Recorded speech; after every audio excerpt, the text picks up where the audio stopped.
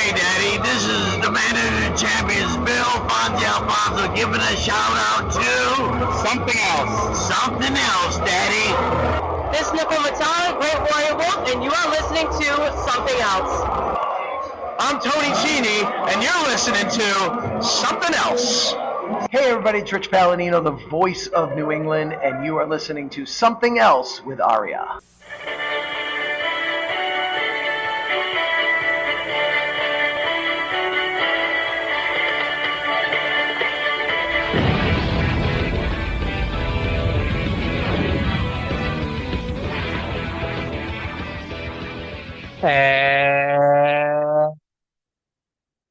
Welcome to episode number 178 of Something Else. Feast your hair holes on this week's episode as we take a look at NWA Total Nonstop Action for March the 26th, 2003. My name is Aria, and joining me, as always, is the Sandman to my Ron Killings. It's Cindy. Cindy, how the hell are you doing today? I'll be honest, I'm not as dumb as Sandman is in this episode, and we'll explain that later. Well, I meant more that, much like the Sandman, you were not here last week. However, you are here this week, so hooray! Yep. To be honest, I had to do mandatory overtime, which was not fun. And our Are schedule you sure? I had Are you- to wake up at 6 a.m. on a Saturday. Yeah, never fun, no matter when you're waking up at 6. Nope. So, as a preface, I actually did listen to last week's show with you and Trey. Yes, you messaged me like minutes after it loaded. I was like, wow, at least we know somebody listened to the damn show. Yeah. I was listening to the show while I was playing some Binding of Isaac after I got off work. And So, a couple of thoughts. One, it was a great show. Well done. thank you, thank you, thank you. Let me just pull up the notes that I also have. Two, Say, did you watch last week's show? yeah. Okay. Oh, I don't I- know what you do in your spare time outside of in enjoyment of game shows. I don't know, if you were going to bother to watch a show you weren't going to have to talk about. I had noted on here, I wouldn't mind a 3-person cast for the Jarrett Raven April 30th show. We talked about this earlier off camera. It's not happening. No, I think Trey has threatened to revolt if I ever try to force him to watch TNA ever again. And 3, if he wants the day off from Smoky Mountain, I'll sit in. Well, we'll see. So far, it's hard to get either of us to stop watching the good shows. If we found a way to do this podcast without any of us watching TNA, I think that'd be for the best. But that wouldn't make for a very interesting podcast if none of us watched the show. Well, it would be me and somebody else. That would still require you to watch the show. I'm saying nobody watches the show. Nobody at all. I will It's say what this. TNA it's what TNA deserves. Well, you could also switch midstream, maybe go a year of TNN. ECW on TNN. Already doing that for another website.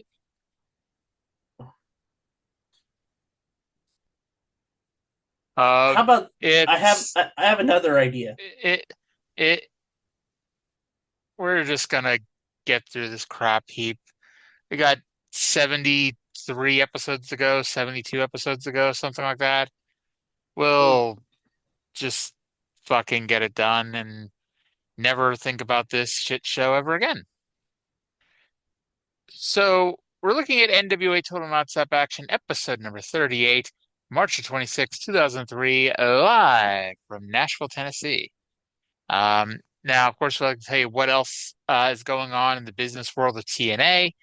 And unfortunately, we don't have Jerry Jarrett's book anymore, but it is painfully obvious. If it wasn't obvious before, this is one of those weeks where it is painfully obvious that Jerry Jarrett is not writing the show anymore. This is pure, unadulterated Vince Russo garbage, and we'll get to everything here in just a minute. But the big news is that attendance is down to 1,000 people this week, but it was said that fewer free tickets have been given out, meaning more people have actually paid to watch this shit show, more than any show in a while, with the exception of that March 12th show where they had like 700 paid. Also, Raven versus Jared was originally supposed to happen on April 2nd, but Raven needed some time off due to being burned out, and he was granted it. So we're going to get a different match, which we'll talk about later. Mm-hmm. But on to the show. And by the way, this show is 4 days before WrestleMania 19. And no matter what you can say about WrestleMania 19, it is about 8 bajillion times better than this. It's like And I'll say this right it, now: it was that was the one that was local in my area because that was it at Safeco Field where the Mariners it, play, and I didn't get to go because tickets were too damn expensive. Jeez, tickets for WrestleMania are too damn expensive. and Nothing that and changes in that was it, 22 years. and that was in 2003. Tickets now add a couple zeros to the end of those low end ticket prices in 2003. You'll get pretty close to the low end ticket prices in 2025. Those are Also, single Seattle. day tickets, by the way. Yes, believe me, they sell single day tickets, for a healthy sum of cash these days too. Um, so by the way, Seattle also got blamed for the poor buy rate because Vince McMahon and his warped, twisted mind determined that the reason why the show did like 500,000 buys or 550,000 buys wasn't because no one wanted to see Hulk Hogan versus Vince McMahon. Wasn't because that the war had just started and there were more important things going on than pro wrestling. Wasn't due to the poor booking leading into the show. It was because of Seattle. In case you're ever wondering why they have never and will never go back to Seattle, have they even done a pay-per-view in Seattle since? I guess they did. They did that Over the limit. show with Seth Rollins and Baron Corbin for the title in the main event. Oh no, That was it. that was not Seattle. That was Tacoma, and I went to that show. That was Stomping Grounds, the only Stomping Grounds that existed. It was no first annual Great Balls of Fire, we must tell you that. Nope. Also of note for that show. So they tarped off 2/3 of that arena. Wait, I thought only AEW didn't sell out every show they ever did. Huh. What am I to believe now? Don't believe a damn thing you hear. Somebody says the sky is blue. It's actually red. I don't remember any other match from that show. And in fact, I barely remember the Seth Baron Corbin match because I couldn't even tell you if that was because didn't they do a cage match at some point? They did a match with Lacey Evans as the referee, and they did a match that was a mixed tag match when Brock cashed in at the end. I don't know That was which of those three was this match that you were at. Stomping Grounds was the Lacey Evans ref match after she had an all-time stinker when she went up against who was women's champion? I think it was Bailey. Okay. By the way, did you know Lacey Evans was a Marine? I bet you had no Nobody idea. cares. Yeah. Anyway, we go from one crap show to another crap show. We go to TNA, where the show starts with what felt like 5 minutes of Goldilocks singing the national anthem. And if this was written out, if this national anthem performance was on a script somewhere, they put this segment in bold, italics, underline, and put the font at size 50, saying, "This is for the troops." In case that wasn't beaten into your head enough. Mm-hmm. I I'm curious if this is better or worse than Jim Duggan last week. At least last week we had Jim Duggan. Worse. So after that, we get the opening music or the opening video package, the opening of the show, and AJ Styles is brandishing a chainsaw. Yeah. AJ Styles storms out of the back with a chainsaw, walks through the ringside area, walks into the crowd with his chainsaw, walks to the back, and gets into the SCX locker room where he tells everyone that they suck. He then told main event Glenn Gilbertti that he had 30 minutes to get to the ring. Glenn asked if he really meant 30 minutes, so AJ changed his mind and said 30 seconds. And then AJ called him a faggot and left. Oops. And then somehow this led to Mike Sanders wrestling. And then he chainsawed them to bits. And then he put them back together. And he chainsawed them again. So why did AJ Styles have a chainsaw? That is apparently not important. This show is going to be the death of me, even if it is the only wrestling show in the history of the world where I get to make a community reference in. Is Vince Russo, I don't know the nicest way to ask this. Is he mentally challenged? No. Because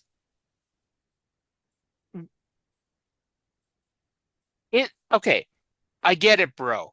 Pro wrestling is fake. Thank you for beating that over my head.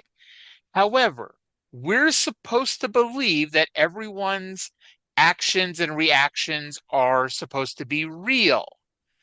We're supposed to believe that AJ Styles, good young Christian AJ Styles, decided one day out of the blue that he was going to take a chainsaw and lob off major body parts of the top heel faction. And if we're supposed to believe in this, what would have happened if main event Glenn Gilbertti called his bluff? Was AJ prepared to lob off Glenn's arm? You know? Plus, and we'll get to this, where the fuck did the chainsaw go? Because AJ Styles goes to the ring for a match. Yes, by the way, this AJ Styles running down the dressing room with a chainsaw leads to the obvious follow-up, a pro wrestling match. Where the fuck did the chainsaw go? Because when Mike Sanders got to the ring, there was no chainsaw. The chainsaw disappeared. Oof. And now I'm sure that the legitimate answer is, well, a ringside attendant grabbed it and ran it to the back or some shit. But that's not the point. Now, is AJ Styles going to come out next week with a chainsaw? No. Is there going to be an AJ Styles action figure with him and a chainsaw now? No. There should have. Is this going to be remembered by anybody in 2 weeks? Yes. No. Because it's a You're, chainsaw. Nobody forgets a chainsaw. But next week there'll be something equally as stupid on the show that will be like, how did you not remember, D'Lo Brown coming out with a flamethrower? And then the week after that, Trinity is going to have a machine gun. Let's be honest, though. Nothing tops a puppet with a gun. Yes. So, not even sure why Mike Sanders is the one that gets drafted into action here. I'm also not sure why we get 6 segments a week with Glenn Gilbertti in them, but we sure as hell do. But anyway, we start the wrestling action with what is charitably an X Division match. AJ Styles versus Mike Sanders. About 30 seconds into the match, Sanders throws AJ out of the ring, and AJ nearly lands on top of his head. We then get a replay of AJ nearly landing on his head. AJ made Sanders look good, but this match was not much. I wrote I was more concerned about what happened to the fucking chainsaw. I never realized how slow Mike Sanders moves in the ring. So I guess, hey, the veterans will always tell you when you think you're going too slow, go slower. Mike Sanders took that to heart. Um, the finish saw Siaki and main event Glenn Gilbertti run down, and twice Sanders get laid out by his teammates on accident. So AJ won with Tim Horner's natural bridge. Let it be known this is the only time I will ever compare AJ Styles to Tim Horner. After the match, Glenn stood 5 feet away from AJ, but Styles, despite trying to kill him with a chainsaw 10 minutes earlier, just turned around and left. Glenn was mad at Sanders. Siaki tried to make peace, so Sanders just left. AJ carried him to an acceptable match, which is the story of the show, by the way. An acceptable match. 4.0 out of 10. I had written in my notes, this match proved a couple of things. One, AJ Styles can put good matches in his sleep. Two, Mike Sanders is capable of it, and this might be Mike Sanders' best match he's ever had. I gave it a 7 out of 10. So I'm shocked that Mike Sanders actually had a good wrestling match. Seeing all of the matches that he had in WCW, and he was flat ass. Here, he actually was quite good. I thought he held his own. Yes, shockingly, it's good. It's easy to have a good match with AJ Styles. Speaking of people who it's typically easy to have a good match with, Jerry Lynn versus Conan. They're pushing that Conan cleanly pinned Lynn, which, to be fair, this is a Vince Russo regime, so somebody holding on to the ropes for leverage is clean, since every other match ends with 15 guys running in.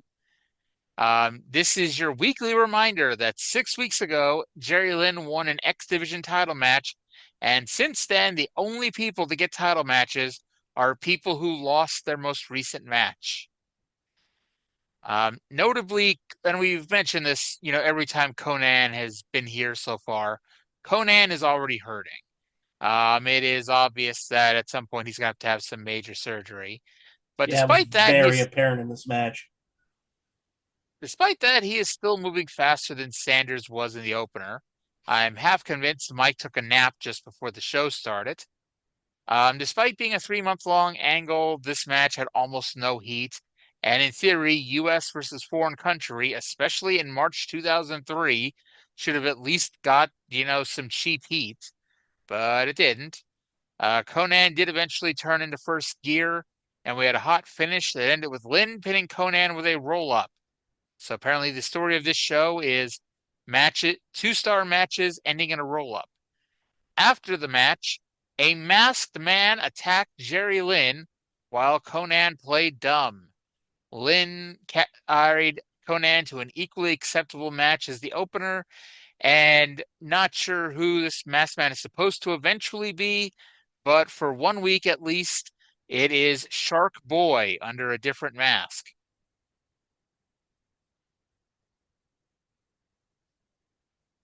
I mean, it's not Daniel Baldwin. Was that the fake Baldwin? I Was think it so, Daniel? yeah. I mean, ultimately, it doesn't matter. It could have been Xander Baldwin. But yes, it's Shark Boy making his $75 this week or whatever he was paid. 4.0 out of 10. I gave it a little bit more credit than that. I gave it a 5 out of 10. Um, To be fair, you gave the first match a 7, so I mean, well, you're that's because, as we said many weeks, my rating scale is a lot different than yours.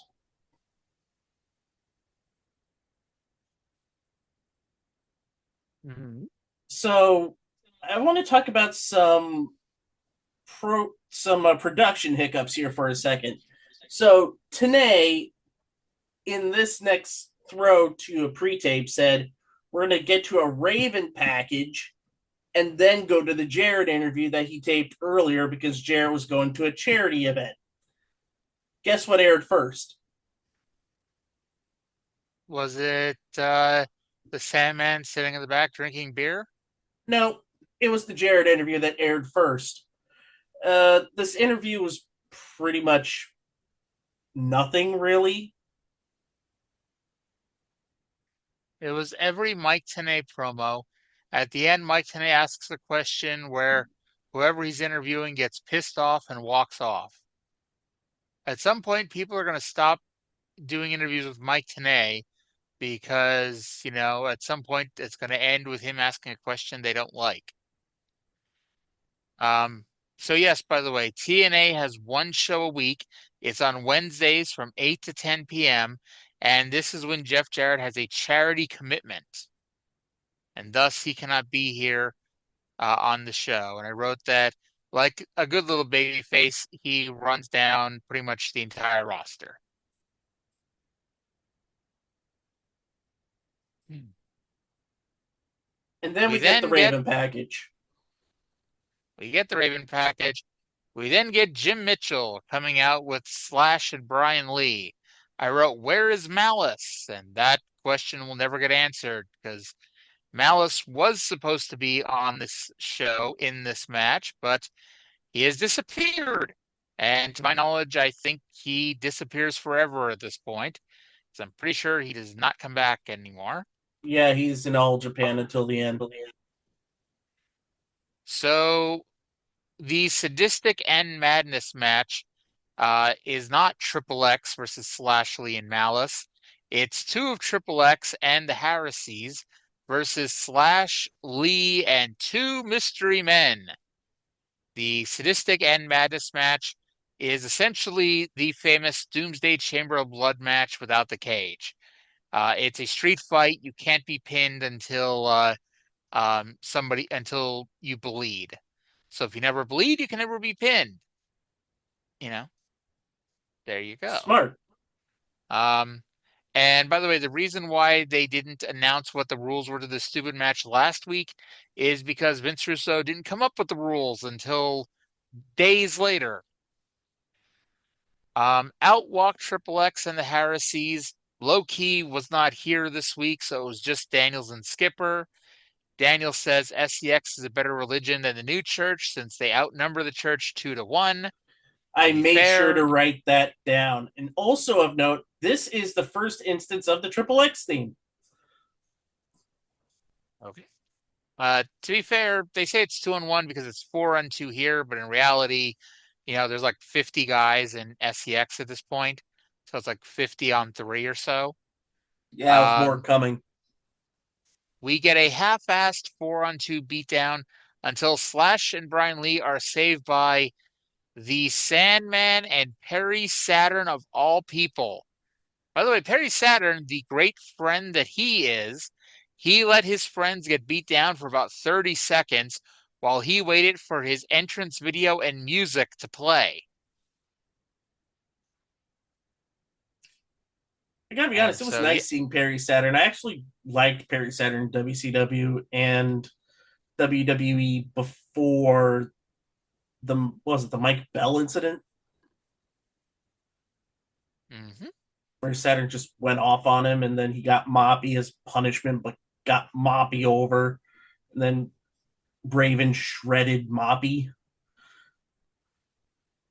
Over, of course, is a strong word, but, it definitely was not unpopular. So yes, that is our main event. That is our 8-man tag main event. And we'll get to the longest 11 minutes of my life in about 20 to 25 minutes. Earlier today, Dusty Rhodes was on a farm. Dusty said that David Flair should not have his dad's NWA title, and because of that, Dusty will wrestle David in a bunkhouse match later on in this show. I thought it was a So, decent pre-tape. Like from it got here, the idea of the bunkhouse match over, throwing all the implements that that actually did get used, with the exception of the barbed wire. So I thought it had the desired effect. He was gonna beat some respect into him, and that's probably what's gonna happen. mhm. Righty. And from here, we get the video of last week where Sonny Siaki laid out Athena, and 5 minutes later, David Young ran in. We come back from the video, and David is in the ring and mad that Sonny would do something to a friend of his. Welcome to classic Vince Russo. They have been basically assaulting Athena since December. Ever since Russo debuted, it's been a almost weekly adventure to where Athena gets humiliated, Athena has her clothes pulled off, Athena gets given wrestling moves, and now, almost 4 months later, now David Young is suddenly her friend, and David Young is standing up for her. And by the way, I know David Young doesn't appear on every show, but David Young has appeared on this show often enough, that if he really was Athena's friend, he should have said something before now. Um, I so guess it Sonny, didn't fit the story, I guess. But yeah, this was dumb. so Sonny Siaki comes out without what's her name, Desire, and to be perfectly honest, they made it seem like it was a big return later in the show. I didn't even fucking notice she was gone, to be perfectly honest with you.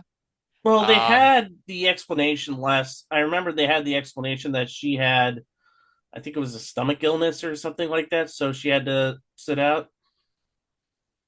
okay, fine, but you know, that didn't seem like a big enough deal. They're like, oh my God, it's the return of Desire.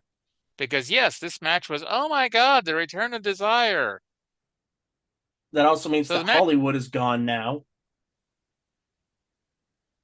we all, what a loss here in professional wrestling. Hollywood is not going to be on this show anymore. Or if she is, she's going to be one of the dancers. Because if you told me she was just one of the dancers, I'd believe you because I have no reason to not believe that. Because she looked like she'd be very talented at dancing and grinding in a cage for 30 seconds while the upcoming NWA house shows were streaming along the bottom of the screen. By the way, I was looking ahead; those don't last too much longer. Well, Hollywood really is going to be out of a job soon. So Sonny Siaki wrestles David Young. According to Tenay, David got revenge for Athena by hitting an inverted atomic drop. Okay, then. David gave a headbutt to the bottom of Sonny Siaki's boot and then hit a belly-to-belly overhead suplex, sending Siaki crashing into the turnbuckles. Sonny rolls outside, and David goes for a diving hurricanrana of all things, but Siaki caught him and swung him into the steps. Spoiler alert, that move is cooler when Samoa Joe did it. 100 times At this cooler. at this point, any chance this match had, 'cause the match is starting and it seemed like it could be about the same as the other matches, could be around 2 stars, maybe even, depending on the finish of the match, maybe it could even creep up to 3 stars because, David Young is certainly a competent pro wrestler, and Sonny Siaki at times has shown flashes of competency. So, Yep. we definitely had the chance to get a very competently good match here on this show. However, at this point, Sonny Siaki's belt broke. And Sonny Siaki wears baggy pants, and Sonny Siaki was in charge for most of this match. And you can see where the problem is when the man who is getting the heat is wearing baggy pants and no belt. We'll say this, that while Sonny's ass kept being exposed, at least it was just his ass. You know, he managed to do a pretty good job of keeping little Jimmy covered up. We'll say that. Siaki goes for a pump handle slam, but Young wiggled out of it and hit a spine buster. And then one of those things that gets repeated often on this show because baby faces are idiots. Instead of going for the cover, he picks Sonny up and brings Athena into the ring to slap him. I wrote, shouldn't that be a disqualification? Athena then kicked Sonny in the balls. That should really be a disqualification.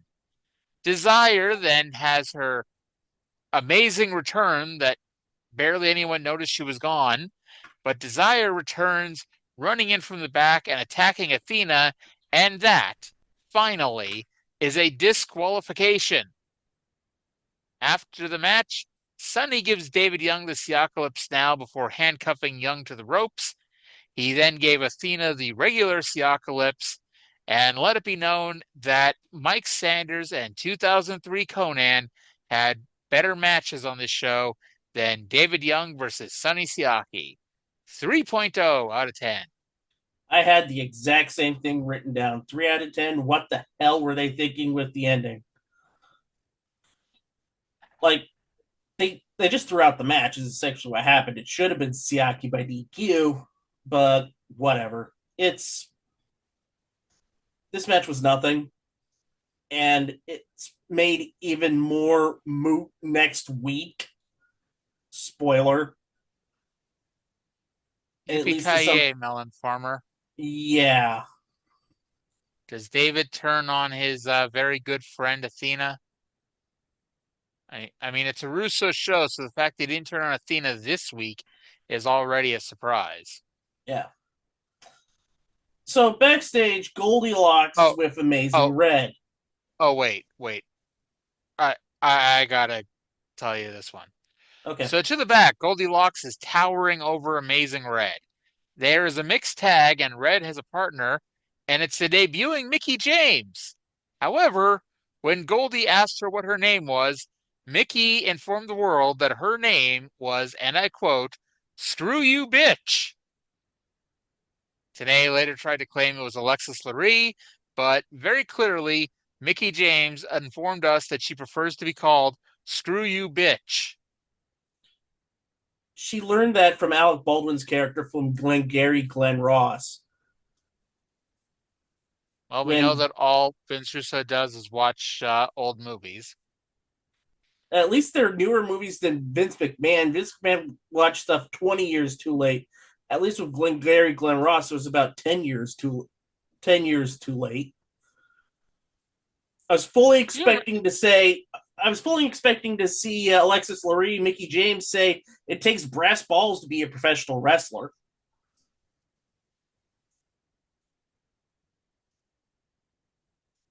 By the way, during this same period, well, a little before this, because I'm just finishing 2002 on my Ring of Honor, I'd say rewatch, but rewatch insinuates I watched it once. So I'm going through all the old Ring of Honor shows. I just finished 2002, and Mickie James is on there as Alexis Lurie, and she's having matches more often than not. And that's not the creepy thing. Obviously, Mickie James having matches is not creepy. The creepy part is Booker Gabe Sapolsky is doing commentary, and he is creeping on Alexis Lurie the whole time. And it's just really creepy to watch. So wait a minute. Are you talking about 2002 Ring of Honor? I thought Feinstein was still booking 2002.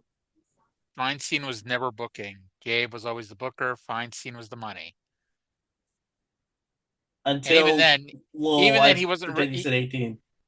He wasn't really much of the money because they already had Carrie Silken financing a good part of it. Oh, good. Yeah. So yes, Goldilocks, by the way, and I'm sure she was wearing heels, but I mean Goldilocks 5'5", 5'6", 5'7", maybe, towering over Amazing Red. Yeah. Vince McMahon would have blown a gasket seeing that one. hmm Um, I so love that out she also saunters. calls Trinity a Mhm. garnish to Kid Cash. Well, out saunter the next generation. As I think we finally have an official name because they keep going back and forth for a while between the new generation and the next generation. If I was a betting person, there was a cease and desist letter over calling them the new generation. Um, Eric Watts pointed out that Jeff Jarrett is skipping the one show that TNA has every week. And, well, for once in my life, I agreed with something Eric Watts said. hmm Um, Eric said that at no point has he said he wants a title match. He just, pardon me, he just wants to talk. And that's when the lights go out. And I'm like, is Perry Saturn back? Nope. It's Jeff Jarrett, who left his charity commitment just in time to return to the arena and hit Watts with a guitar. Lawler and Flair, despite outnumbering the champion, just leave. And they make a big deal out of like this is the first time Jeff has used a guitar in a while, and I'm like, I guess it has because he's been a baby face, but it's like when you've seen Jeff Jarrett hit people with a guitar 5,000 times, you tend to blank on the fact that we've gone a few months without it. Yeah, it's shocking. So Jeff calls out everybody in the world whose name is not D'Lo Brown. So D'Lo Brown comes out. D'Lo is apparently unaware that it is not his time now, kid. D'Lo said he will not be sidetracked with Chris Harris, who he randomly has a match with tonight for some reason. But D'Lo wants to be NWA World Champion, and that's where we keep going to this stupid ass angle where D'Lo has it in his contract he gets a world title match. Jeff Jarrett, whiner extraordinaire, the guy who whined for 20 weeks about wanting a world title match now, whined about how he will not give D'Lo Brown a handout, and then in the next sentence said that he will give him a title shot. Whatever. So I This guess was bad. before we get to main event Glenn Gilbertti's third appearance on this show, any thoughts on the next generation or the D'Lo promo so far? Eh, I thought the next gen stuff, I get where they're going with it, but it's going to fall off a cliff in about 20 minutes' time. And the reason why David powders because he's got to wrestle Dusty tonight in a bunkhouse match. Lawler So could have helped, but he's a coward. it's for the better. We'll Yeah. just say it's for the better. hmm So yeah, so Jarrett lays out him. D'Lo comes out, and yeah, we're just full of piss and vinegar on this show here. Um, so then after D'Lo says his part and Jarrett says his part, SEX comes out. And like I said, this is now main event Glenn Gilbertti's third appearance on the show. At least, may it be more, but I think I got to three. Yes, folks, I can't count to three. But anyway, main event Glenn says that since Raven is the #1 contender, only SEX is allowed to sanction world title matches anymore. And somehow, not only is that allowed, but Mike Tenay just said that it made sense. No, it doesn't. Who, like, no, really. Who and why and how does Glenn Gilbertti have the power to say who does and does not get world title matches? I think it's because Raven is part of SEX. Like, So he signed over the booking power of someone else's world title matches to main event Glenn Gilbertti. I guess. Also, I know Triple X are the tag champs, but I'm still waiting for Glenn Gilbertti and Mike Sanders to challenge for the tag belts. Or since they lost last week to Hacksaw Duggan and Moondog Spot, when are Hacksaw Duggan and Moondog Spot wrestling, I don't know, AMW or the New Church to try to move into position to get a title shot?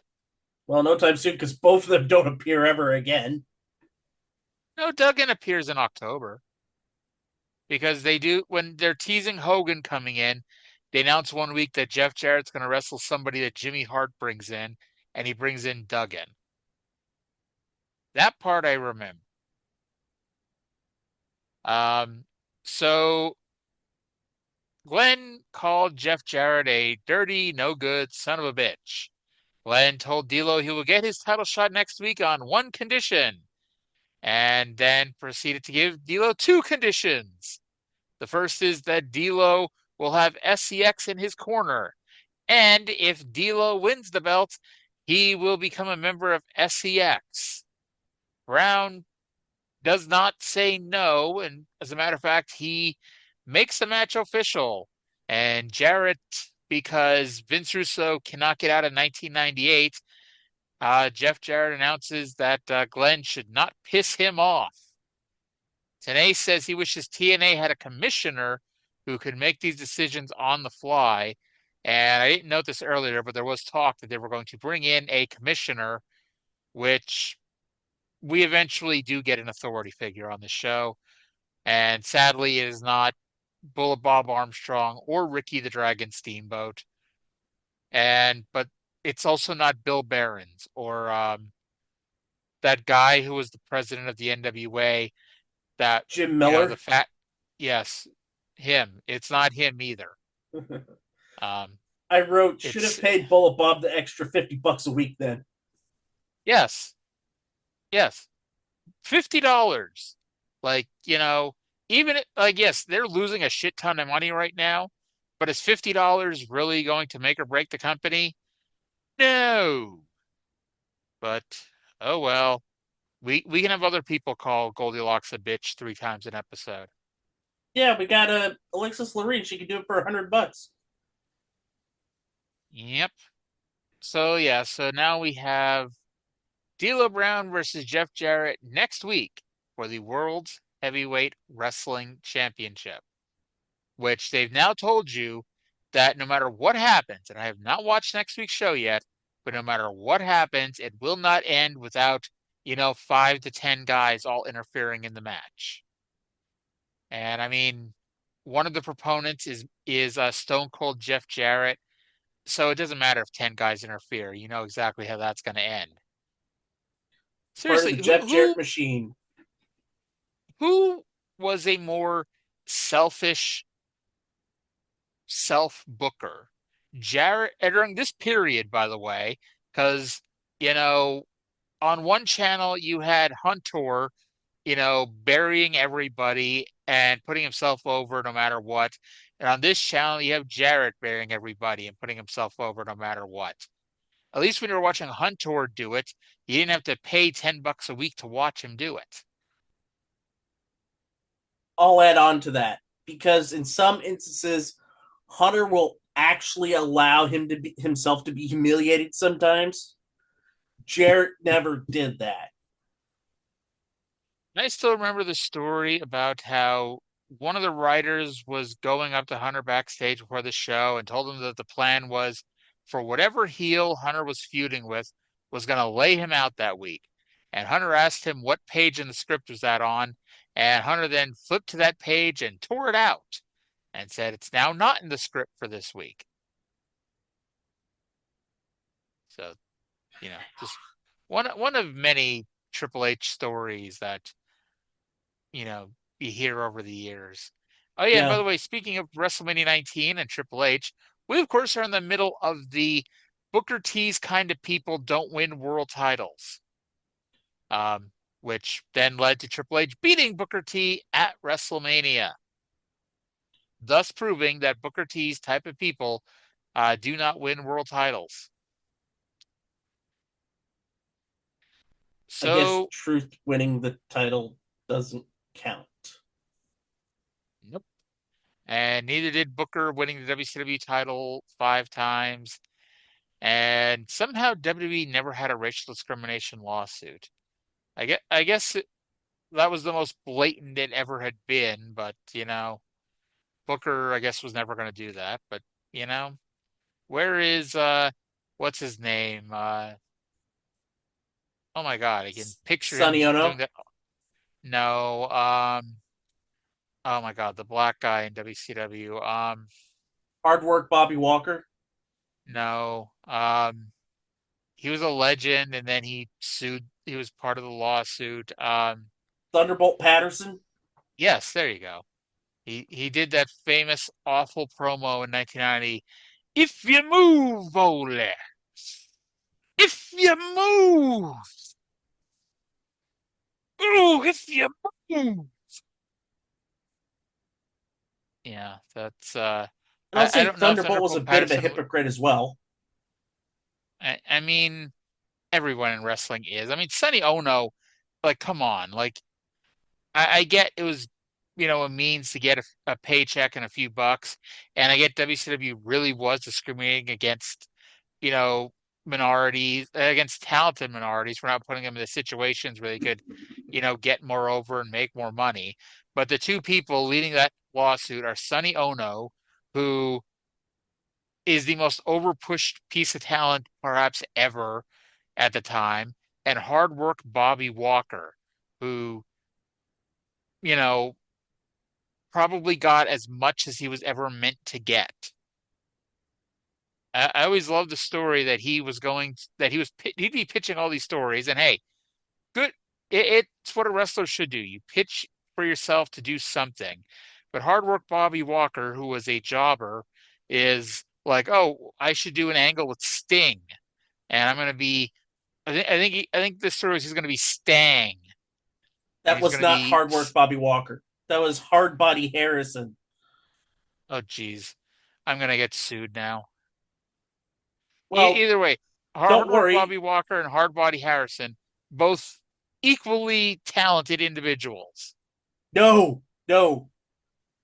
I will not conflate talent with hard body Harrison. He was a piece of shit, both in and out of the ring. Because remember, he was the guy who had the prostitution ring.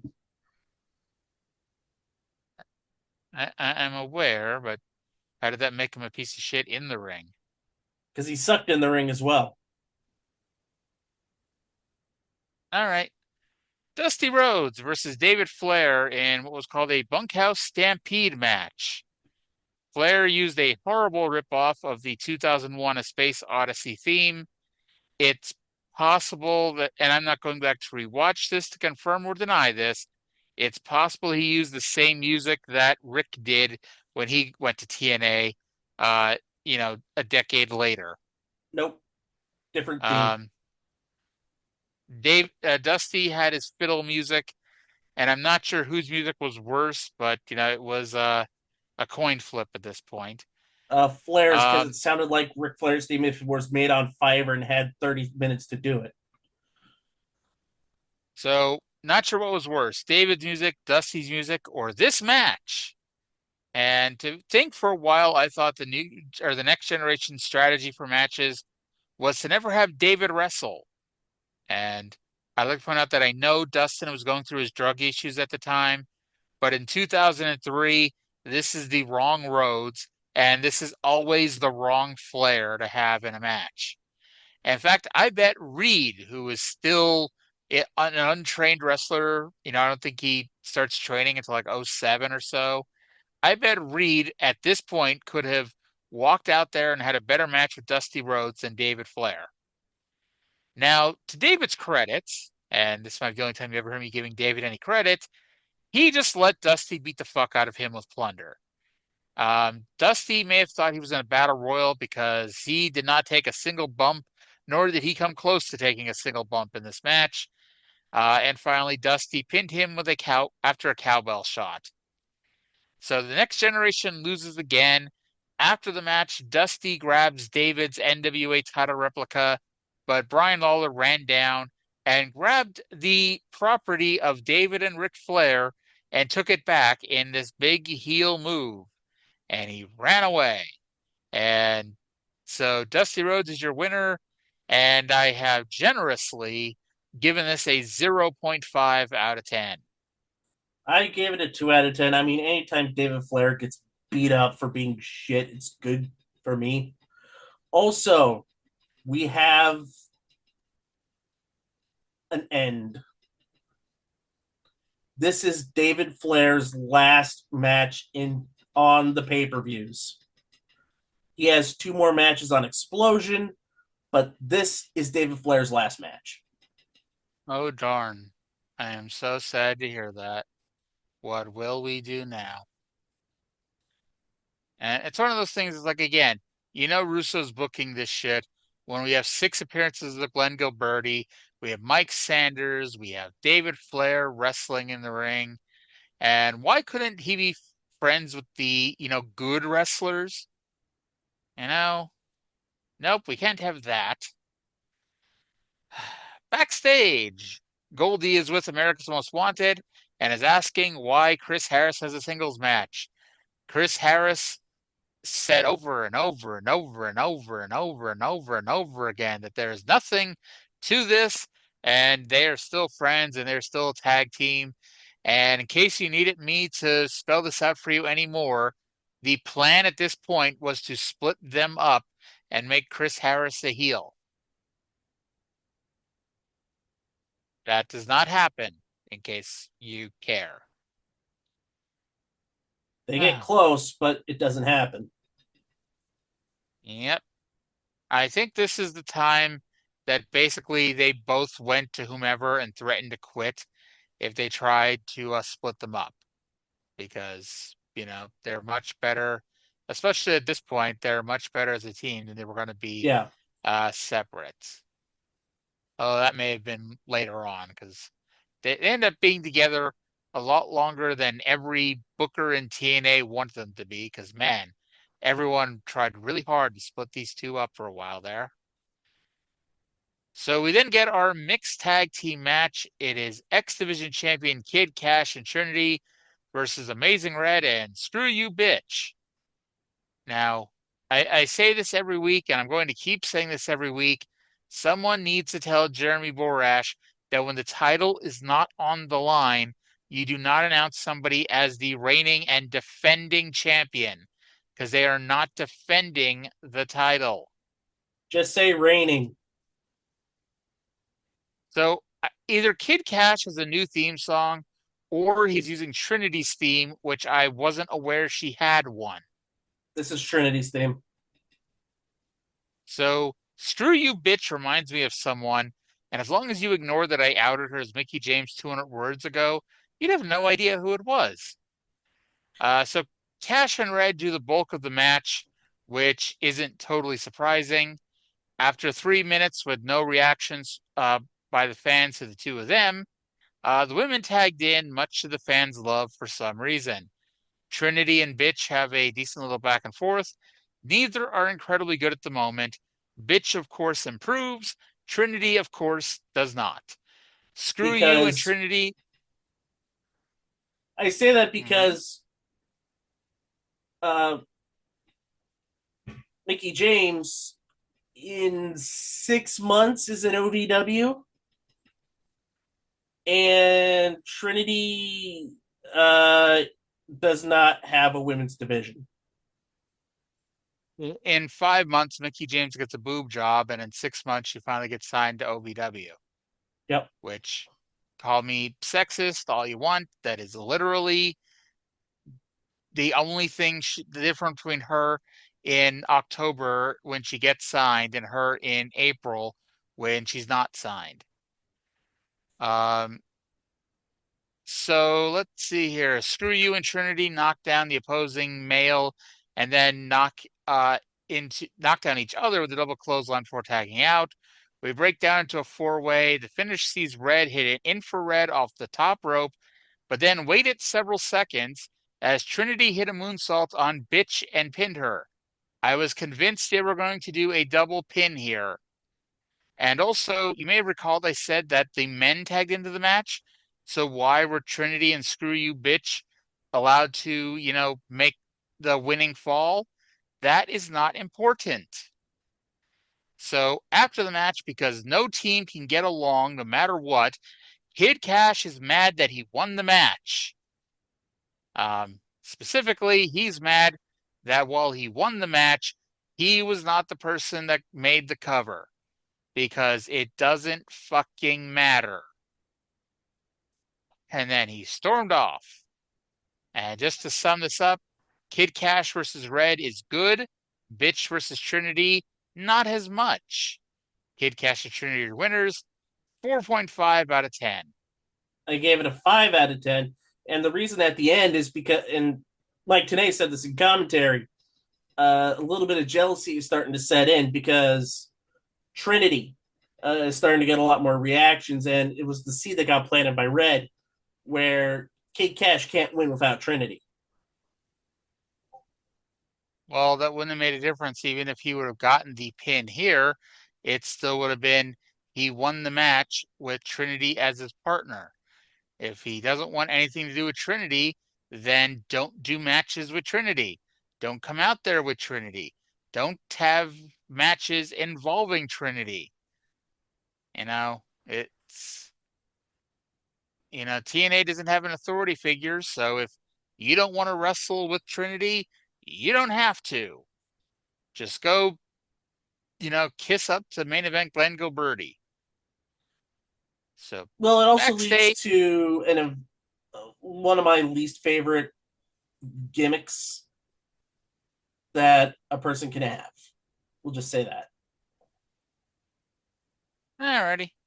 Backstage, Jerry Lynn is leaving and has no idea who the guy that attacked him is and thinks that Conan does know. Of course, it's a Russo show, so when everyone, babyface or heel, has an interview with another woman or is talking to a woman, about a woman, etc., that woman is a bitch. And what happened in Vince Russo's life? Like, I know that he's only been with one woman. He married his high school sweetheart and all that bullshit. But did he get turned down an awful lot over the years before that? I'm kind of assuming so. Also, I'm wondering, what does Mrs. Russo think about her husband, you know, writing female characters to be like this? And what are the odds that she ever admits that about what her husband does for work? I don't think she cares as long as the paycheck clears. D'Lo Brown versus Chris Harris. Harris essentially here starts his year-long build to his series of world title matches with Jeff Jarrett.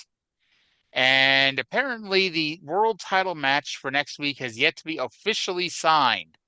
So maybe D'Lo needs to cash in a briefcase of some kind. The audience was completely quiet. Don tried to claim that they did not know how to react, or they were just completely bored. Either way, Harris broke out a Braden Walker style crossbody, but he needed to regain 30 pounds to keep D'Lo down. Brown also kicked out of a version of the catatonic.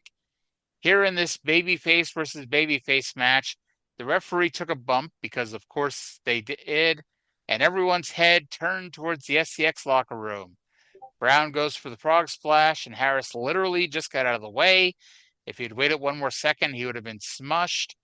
Main event, Glenn Gilbertti hits the ring for the fourth time on the show and hits Harris with a diamond cutter. Brown makes the cover and picks up the win. The best match on the show, 5.0 out of 10. Whoa, whoa, whoa, whoa. Honestly, AJ Mike Sanders was better than this match. This match never did anything for me whatsoever. Mm-hmm. Like, it was just there. It got sloppy and no. Did nothing for me. 3 out of 10. Alrighty. So next week, in addition, apparently that contract got signed in the last 5 minutes. because next week it's Jeff Jarrett versus D'Lo Brown for the world title. And if that's not enough of a reason for you to spend $10 to watch next week's pay-per-view, the only other thing they plug is that next week we will have a very important announcement about NASCAR. Because, yeah, that's what is selling pay-per-views, is for them to talk about NASCAR.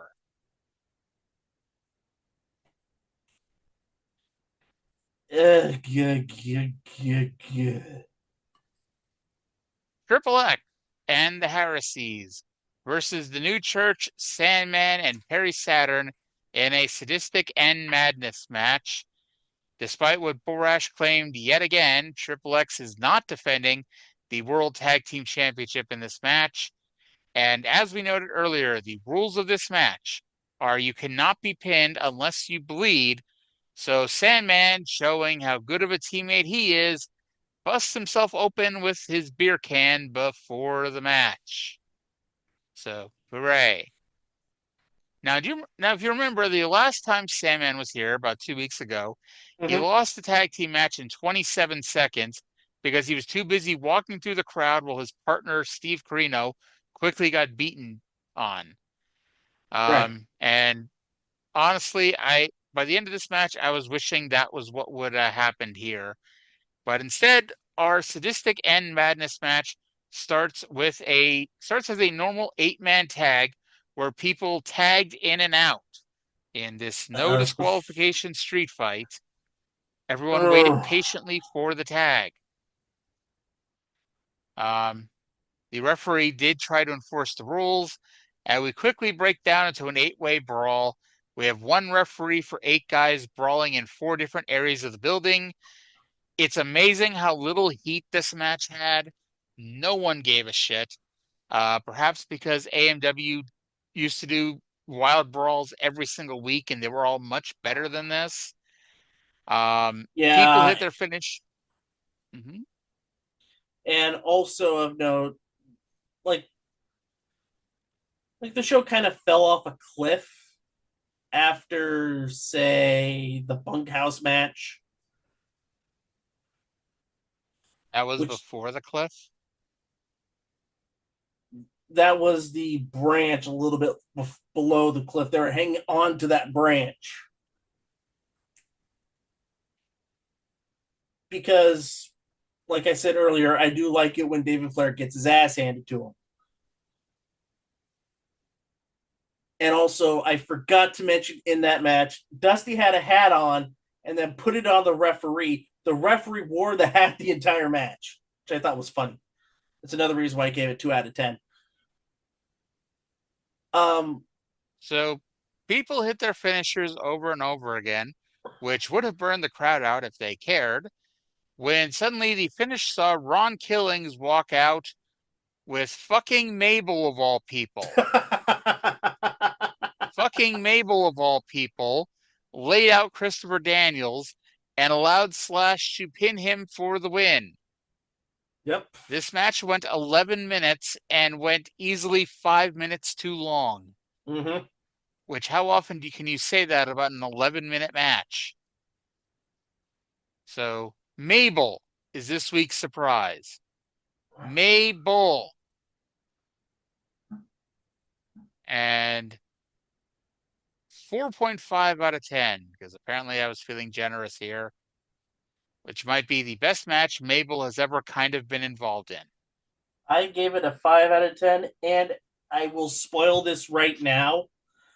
Mabel does not wrestle for TNA. He makes a couple of appearances, and that's it. Well, let it be known they finally did one smart thing. Although, if they were really going to do one smart thing, Mabel would have been nowhere near this show. So for the, I don't know, I lost track, 5th or 6th time on this show, main event Glenn Gilbertti hits the ring. So we have a 6-on-4 beatdown until Stone Cold Jeff Jarrett hit the ring.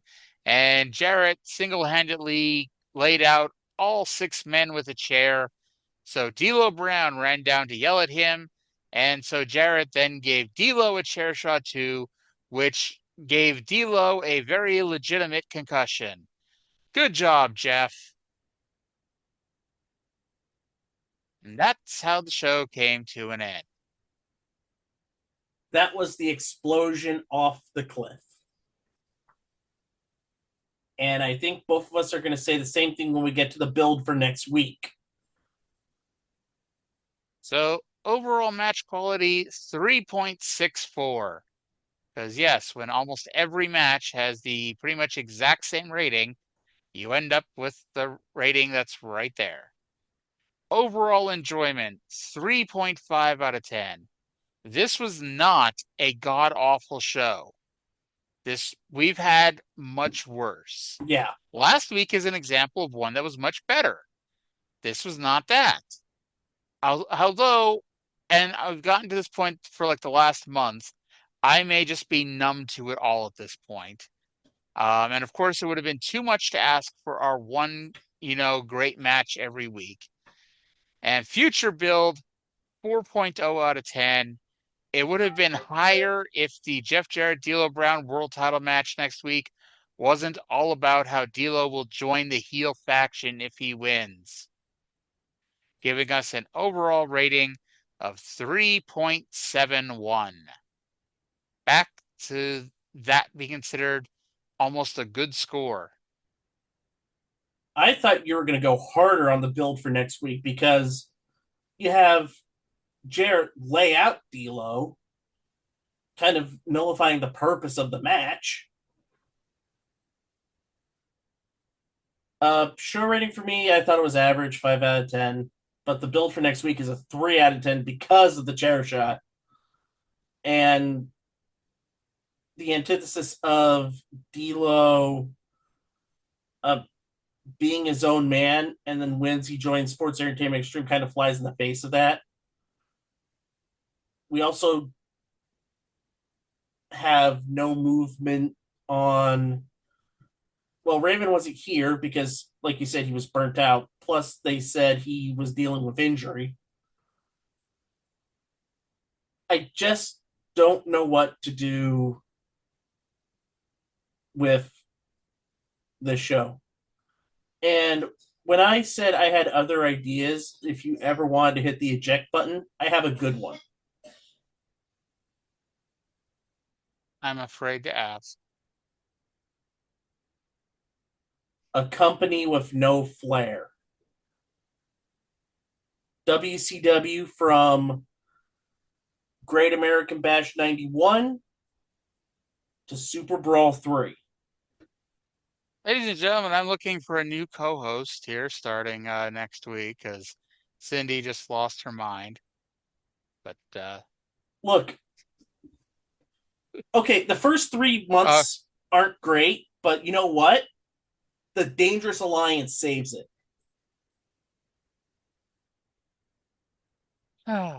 Cindy, have you watched any of that 1991 stuff Yeah, recently? I have. All right. Well, that will not be happening. At least for me, you obviously are more than welcome to, do a show talking about the dead period of WCW. Plus the Bill Watts era. That's always good. I just watched all those 92 WCW pay-per-views where they were bringing in Steve Williams and Terry Gordy to do 30 minutes of submission holds where nobody ever submitted, thus those moves never got over. So yeah, that's just a warning. It's does not get any better, no matter what is going on there. So Yeah, but I get one anywho, of my favorite wrestlers of all time winning the championship in Vader. and then he promptly lost it like 2 weeks later. 2 months later So to Ron Simmons. it was not 2 months. Yeah, it was 2 months because he won it in the middle of July and lost it at the beginning of August. it was the end of August, I thought. Nope. It was like the first week. On a house show. It was a TV taping. Same thing. Anywho, that's going to do it for this week's show. We'll be back with more of this shit show next week. In theory, at some point, it gets better, but we're going to get a lot more Disco Inferno before that ever happens. But thank you all for listening here on week 3 of the Glenn Gilbertti main event push. Thank you all for listening, and we'll talk to you again in 7 days. Bye-bye.